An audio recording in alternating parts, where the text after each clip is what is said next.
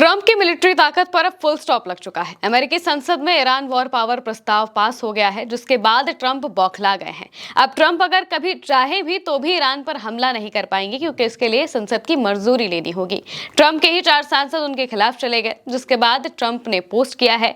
Post में उन्होंने क्या कहा है बताएंगे आपको, लेकिन उससे पहले आप ये खबर देखिए। मारियो नौफल लिखते हैं कि अमेरिकी सीनेट ने अभी अभी ईरान पावर्स रेजोल्यूशन पास किया है। ये कानून कांग्रेस की मंजूरी के बिना ईरान के खिलाफ सैन्य कार्रवाई को रोकता है। अगर ट्रंप दोबारा ईरान पर हमला करते हैं तो किसी भी इमरजेंसी कार्यकारी अधिकार के तहत इसे सही ठहराने का उनके पास कोई रास्ता नहीं होगा। अब मिड टर्म चुनाव असल में एक ऐसा चुनाव बन गया है जो ये तय करेगा कि दुनिया पर ईरान का कितना असर होगा। Donald Trump Iran war power प्रस्ताव को लेकर घिर चुके हैं। अपनी ही संसद में ट्रंप के खिलाफ इतना बड़ा प्रस्ताव पास हुआ है। इसको लेकर हम आपको पहले भी खबरें बता चुके हैं। दरअसल सबसे पहले तो इस प्रस्ताव पर बात हो सके, इसके लिए इस पर वोटिंग हुई थी और वो प्रस्ताव पास होता है। इसके बाद जो संसद है, जो अमेरिकी संसद है, उसमें भी 2 सदन हैं। 2 सदन में से एक सदन में ये प्रस्ताव पहले भी पास हो चुका है। 215 से 280 के आंकड़ों के बीच में ये पहले पास हुआ था, और अब फिर से जब इस पे वोटिंग की जाती है दूसरे सदन में, तो यहाँ पर भी ये प्रस्ताव पास हो जाता है। और इससे पता चलता है कि कैसे अमेरिका में इस ईरान जंग का क्या असर पड़ा है, खासकर डोनाल्ड ट्रंप के राजनीतिक करियर पर क्या असर पड़ा है। ट्रंप इसको लेकर खुद पोस्ट भी करते हैं। ट्रंप ने पोस्ट करते हुए लिखा कि मैंने ईरान को लगभग हरा ही दिया था। वो हार मानने को तैयार था और हमें लगभग सब कुछ देने को राजी था। दशकों में पहली बार वो अमेरिका और उसके राष्ट्रपति यानी कि मेरा बहुत सम्मान कर रहे थे। लेकिन तभी अमेरिकी सीनेट ने वॉर पावर्स एक्ट पर एक बेवकूफ़ी भरे समय पर और बेकार वोटिंग करवा दी।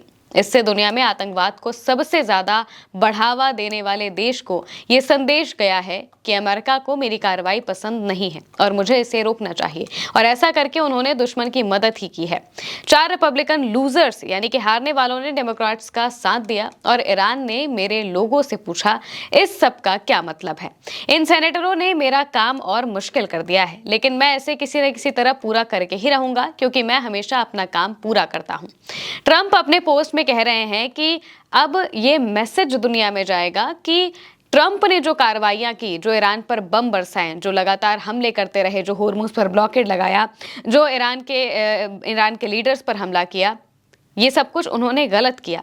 ये मैसेज जाएगा पूरी दुनिया में, क्योंकि जब उनके ही देश की संसद में बैठे जो प्रतिनिधि हैं वो अगर ट्रंप की बातों से सहमत नहीं होंगे, तो जाहिर सी बात है कि ये पता चलेगा कि कैसे पूरा का पूरा देश जो है वो ट्रंप के धीरे धीरे खिलाफ जा रहा है।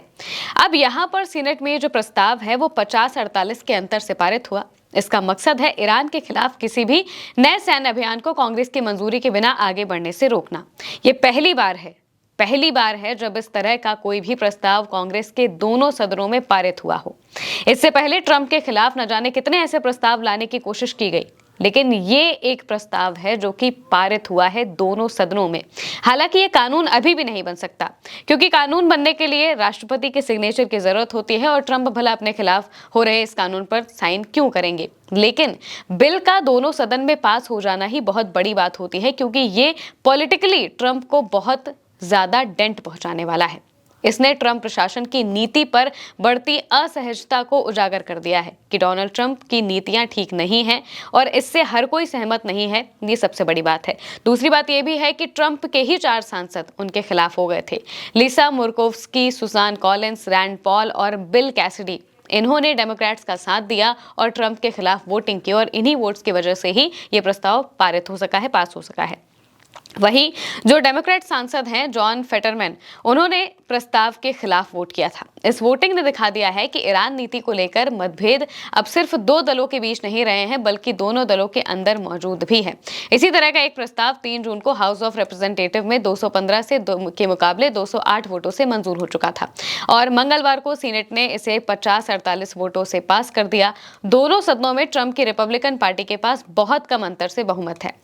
वोटिंग से पहले सीनेट में बोलते हुए डेमोक्रेट नेता चक शूमर ने ईरान के खिलाफ ट्रंप के मिलिट्री कैंपेन की आलोचना करते हुए वॉर पावर्स रेजोल्यूशन का समर्थन किया था। शूमर ने कहा कि सालों तक ट्रंप ने ईरान पर ज्यादा से ज्यादा दबाव डालने का वादा किया, लेकिन अपनी विनाशकारी जंग से उन्होंने अमेरिकी लोगों को सिर्फ ज्यादा से ज्यादा कंफ्यूजन, अफरा तफरी और भारी कीमत दी।